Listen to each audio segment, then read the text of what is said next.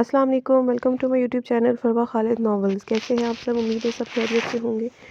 میں حاضر ہوئی ہوں novel love of the best از قلم فروا خالد کی نمبر 8 کے ساتھ۔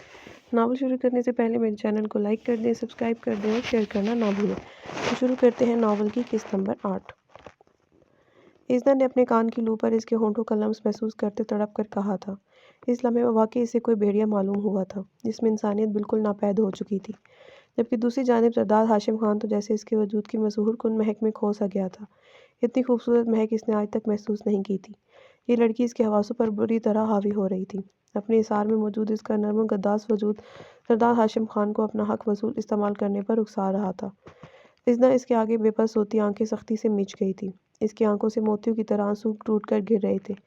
گلابی کٹاؤ دار لب بری طرح لرز رہے تھے، جبکہ چہرہ اس حد تک لال ہو چکا تھا جیسے جسم کا سارا خون وہیں سے مٹ آیا ہو۔ تمہیں خدا کا واسطہ میرے قریب مت آنا، اگر تم نے میرے ساتھ زبردستی کی تو میں اپنے ہاتھوں سے اپنی جان لے لوں گی۔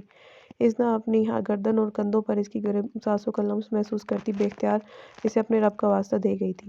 یہ شخص اس کا شوہر تھا، اسے اپنا حق بنا اجازت لے سکتا تھا، مگر نہ جانے ایسا کون سا خوف تھا جس کے اثر عزنا نے اسے اپنے قریب نہیں آنے دیا تھا۔ اس کی بات پر زرداد ہاشم خان جیسے اس کی مسحور کن مہک آہستہ آہستہ اپنے اثار میں جکڑ رہی تھی، وہ ایک بار پھر سے وحشی بن گیا تھا۔ آج تک ہر لڑکی اس سے ملنے کے بعد اسے قریب آنے جیسے تڑپتی تھی، اس کی بھرپور مردانہ وجاہت اور دلکشی پر مرتی تھی۔ وہ آج تک ہر لڑکی کو اپنے قریب آنے پر دھتکارتا آیا تھا، مگر آج اس کی اپنی بیوی نے اسے دھتکار دیا تھا۔ زرداد ہاشم خان کی انا پر یہ بہت کاری ضرب تھی۔ اس کا دل چاہا تھا کہ ابھی اس لڑکی کو اس کی اوقات یاد کروا دے، مگر وہ اپنا حق اسے چھین کر حاصل نہیں کرنا چاہتا تھا۔ اب وہ اس لڑکی کو اپنے لیے تڑپانے کا ارادہ رکھتا تھا۔ زرداد اس کی شہ رگ پر اپنے دانتوں سے گہرا نشان چھوڑتا عزنا کی چیخیں نکال گیا تھا۔ ایک جانب نماز پڑھ کر بہت نیک بنتی اور دوسری جانب اپنے ہی شوہر کو اپنے قریب نہیں آنے دیتی۔ اپنے دین کے ساتھ بھی ایسا دوگلا پن کیسے کر لیتے ہو تم جیسے دنیا والے منافق لوگ؟ زرداد اس کے چہرے پر اپنی سے لگتی سانسوں کا لمس چھوڑتا اپنے طنزیہ الفاظ سے اسے بھی بری طرح سلگھا گیا تھا۔ ایک نظر اس کی بکری حالت پر ڈالتا اگلے ہی لمحے وہ روم سے نکل گیا تھا، جبکہ عزنا کتنی لمحے ویسے ہی ساکت پر لیٹی اپنی دھڑکنوں کو معمول پر لانے کی کوشش کرنے لگی تھی۔ اس شخص کی چند لمحوں کی قربت نے اس کی حالت غیر کر دی تھی، مگر جاتے جاتے جو الفاظ وہ بول کر گیا تھا اس کے بعد عزنا خود سے نگاہیں نہیں ملا پائی تھی۔ وہ اپنے بالوں کو سمیٹتی اٹھی تھی۔ مرد کے سامنے سے گزرتے اس کی نظر اپنے کندھے پر پڑی تھی۔ وہ جگہ ابھی بھی جل رہی تھی، وہاں واضح نشان بن چکا تھا۔ جانور بھی اتنے بے رحم نہیں ہوتے زرداد ہاشم خان جتنے بے رحم تم ہو۔ عزنا نے دل ہی دل میں اسے شخص سے شکوہ کیا تھا جس میں نہ جانے کون کون سی برائیاں تھیں، اور اس کے پروردگار نے اسی شخص کو اسے سونپ دیا تھا۔ اس دن کے بعد سے زرداد سے واپس اس کی کوئی ملاقات نہیں ہوئی تھی۔ زرداد نے اپنے بیڈ روم میں آنا چھوڑ دیا تھا۔ عزنا بھی یہاں بند رہ کر بالکل بور ہو چکی تھی، اس لیے تنگ آ کر روم سے نکل آئی تھی۔ وہ لفٹ سے نیچے والے پورشن پر آئی تھی جہاں موجود باقی سب خواتین 3rd فلور پر ہی رہتی تھیں۔ عزنا کو بھی صرف اسی فلور پر آنے کی اجازت تھی۔ اس کا رخ نسیمہ بیگم کے کمرے کی جانب تھا جہاں سے رونے کی آواز آ رہی تھی۔ وہ گھبرا کر اندر داخل ہوئی تھی جب سامنے اسے نسیمہ بیگم تسبیح پڑھتی نظر آئی تھیں۔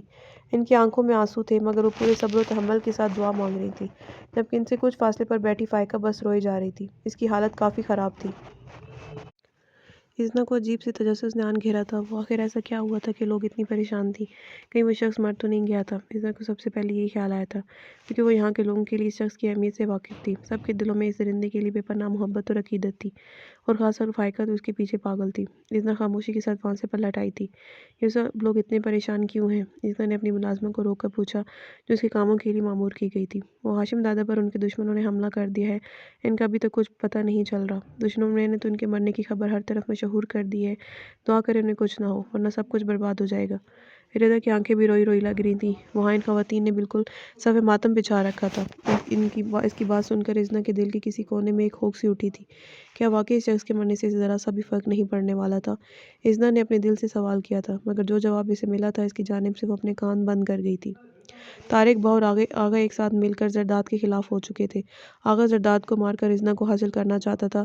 آغا نے نوریز کی مدد لیتے زرداد کے بہت قریبی آدمی کے خاندان کو اغوا کر کے زرداد کے خلاف استعمال کیا تھا۔ زرداد آغا کے اڈوں پر حملہ کرنے کی پوری پلاننگ کے ساتھ اپنے آدمیوں کو لیے وہاں پہنچا تھا، مگر اس کے آدمی نے پہلے ہی اس کی مخبری کر دی تھی۔ طارق بھائی نے وہ دونوں اڈے زرداد کے پہنچنے سے پہلے ہی خالی کروا دیے تھے اور زرداد کی موت کی پوری پلاننگ کر دی گئی تھی۔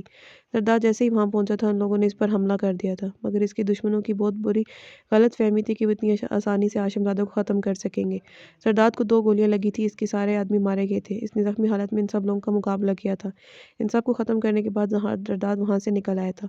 اس کی گمشدگی کی خبر سے سب یہی سمجھے تھے کہ وہ مر چکے ہیں۔ اس اڈے پر پولیس کی ریڈ کروائی گئی تھی، مگر زرداد کو کہیں اتا پتہ نہیں تھا۔ وہ بالکل اکیلا تھا، مگر اس کے دشمنوں کی تعداد بہت زیادہ تھی، لیکن وہ سب مل کر بھی ہاشم دادا کا بال بیگا نہیں کر پائے تھے۔ زرداد اپنی مدد خود کرتا گھر واپس لوٹ آیا تھا۔ اس کے بازو اور کمر میں گولی لگی تھی، جس کے بعد بھی وہ پوری طرح ہوش میں تھا۔ اسے واپس زندہ سلامت دیکھ اس کے بنگلے میں موجود تمام لوگ خوشی سے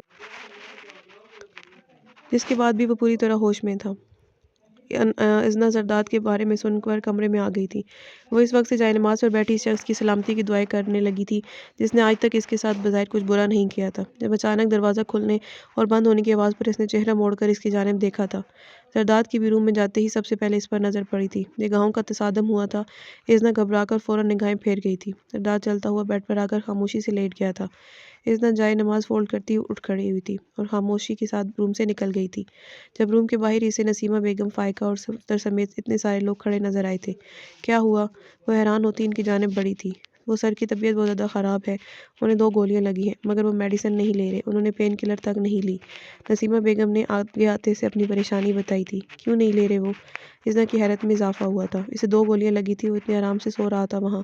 اس نے پین کلر تک نہیں لی تھی، وہ اپنا درد کم نہیں کرنا چاہتا تھا۔ انہوں نے آج تک کبھی میڈیسن نہیں لی، وہ کبھی اپنے زخموں کو بڑھنے نہیں دیتے۔ یہ جواب فائقہ کی جانب سے آیا تھا۔ تو پھر؟ ازنا نے سوالی نگاہوں سے ان کی جانب دیکھا تھا، جو سب امید بھری نگاہوں سے اسے دیکھ رہے تھے۔ آپ کہیں انہیں، کیا پتہ وہ آپ کی بات مان جائے۔ نسیمہ بیگم کو ایک امید تھی۔ انہوں نے ہاتھ میں پکڑی ٹرے ازنا کی جانب بڑھائی تھی، جس میں میڈیسن کے ساتھ ہلدی ملا دودھ بھی تھا۔ ازنا انہیں انکار کرنا چاہتی تھی، وہ بھلا اس شخص کی پرواہ کیوں کرتی جو اسے بالکل بھی پسند نہیں تھا، مگر گزرے دنوں میں نسیمہ بیگم نے اس کا بہت خیال رکھا تھا، وہ ان کی بہت زیادہ عزت کرتی تھی، انہیں انکار نہیں کر پائی تھی۔ ازنا ٹرے اٹھائے اندر داخل ہوئی تھی، جہاں وہ اسے آنکھیں موندے کروٹ کے بل لیٹا نظر آیا۔ ازنا کا دل زور سے دھڑکا تھا۔ وہ خاموشی سے اس کے قریب آئی تھی اور ٹرے سائڈ پر ٹیبل پر رکھتے اس نے زرداد کی جانب دیکھا تھا، جو سمجھ نہیں پا رہی تھی کہ وہ جاگ رہا ہے یا سو رہا ہے۔ وہ کتنے ہی لمحے اس کے نہایت قریب کھڑے سے تکی گئی تھی۔ اس کے خوبرو چہرہ اس وقت پوری طرح ازنا کے سامنے تھا۔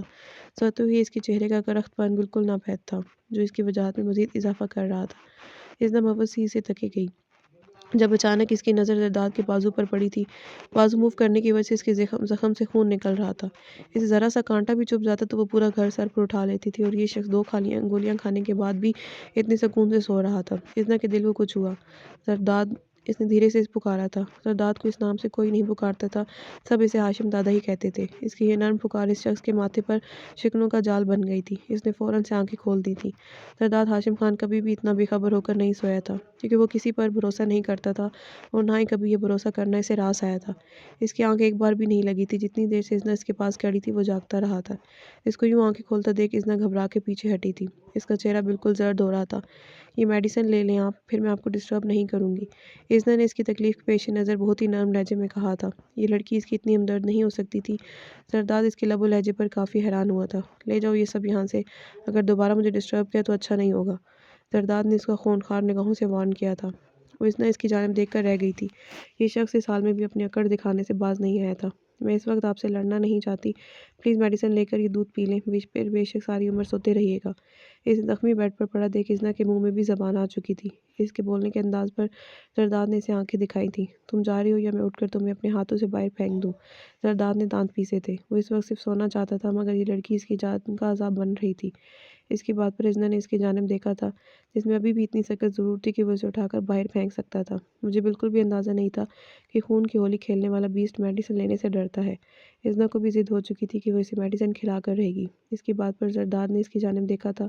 یہ لڑکی اس کے نرم رویے کی وجہ سے کچھ زیادہ فری ہو رہی تھی۔ زرداد نے اپنی جلتی آنکھیں پوری طرح واک کرتے اس کا جائزہ لیا تھا، جس وقت سرخ رنگ کے ساتھ لباس میں بہت کیوٹ لگ رہی تھی۔ روم میں ہیٹر آن ہونے کے باوجود شدید ٹھنڈ لگ رہی تھی، اسی وجہ سے وہ گرم شال اپنے شانوں پہ گرد لپیٹی ہوئی تھی۔ زرداد کو اپنی جانب دیکھتا پا کر وہ جذبہ سی ہوئی۔ جہاں تک میرا خیال ہے تم تو جائے نماز پر بیٹھ کر میرے مرنے کی دعائیں کر رہی تھی، پھر اچانک سے ابھی میرے لیے اتنی فکر مند کیوں ہو گئی؟ کہیں مارنا تو نہیں چاہتی ہو مجھے؟ زرداد تکیے کے سہارے اٹھ بیٹھا تھا۔ اس کے بازو سے خون نکل کر اس کی شرٹ کو داغدار کر رہا تھا۔ ازنا کو تکلیف ہوئی تھی۔ میں کبھی کسی کو بد دعا نہیں دیتی۔ ازنا کو اپنے بارے میں اس کے اتنے منفی خیالات برے لگے تھے۔ تو پھر مجھ پر کیا دم درود کرتی رہتی ہو؟ زرداد کو اس وقت اس سے چھوٹی چھوٹی باتیں کرنے میں سکون مل رہا تھا۔ اس کی بات پر اذنا نے اسے گھورا تھا مگر بولی کچھ نہیں تھی۔ صرف وہی نہیں بلکہ یہ شخص بھی اس کے بارے میں اچھی سوچ نہیں رکھتا تھا۔ اتنے سارے لوگوں سے دشمنی مول لے رکھی ہے، ان سے مقابلہ کیے بغیر مرنے کا ارادہ ہے۔ جانتی ہوں بہت بہادر ہے، یہ درد برداشت کرنا معمولی بات ہوگی آپ کے لیے، مگر خود کو جان بوجھ کر اذیت اور تکلیف میں دھکیلنا پاگل پن ہے۔ اپنی نہیں تو باہر کھڑے لوگوں کی ہی پرواہ کر لیں جو آپ کی فکر میں مرے جا رہے ہیں۔ اذنا نے آج پہلی بار اس کے سامنے اتنی لمبی بات کہی تھی۔ زرداد پر آہستہ آہستہ غنودگی طاری ہو رہی تھی۔ وہ بنا اذنا کی کسی بات کا جواب دیے اس کی جانب بڑھا تھا۔ اذنا کو لگا وہ شاید اس سے میڈیسن مانگ رہا ہے۔ اذنا نے میڈیسن والا ہاتھ جیسے اس کی جانب بڑھایا اور زرداد نے اسے گلائی تھام کر اسے اپنی جانب کھینچ لیا۔ اذنا سیدھی اس کے سینے پر آن گری تھی۔ اس نے دور ہو جانا چاہا تھا مگر زرداد کی گرفت بہت مضبوط تھی۔ مجھے کس نام سے پکارا تھا ابھی؟ زرداد نے اس کی گردن کو اپنے ہاتھ میں شکنجے میں لیتے اس کا چہرہ اپنے قریب سے قریب کیا تھا۔ اذنا کا دل بری طرح سے دھڑک رہا تھا۔ اگر آج اس وحشی کی گرفت میں پہلے جیسی سختی اور غصہ مفقود تھا۔ بولو کیا نام لیا تھا میرا؟ زرداد نے اس کے گداز لبوں پر اپنا انگوٹھا پھیرتے دیوانگی بھرے لہجے میں پوچھا تھا۔ اذنا کو یہ بے خود انداز سہما رہا تھا۔ ناول جاری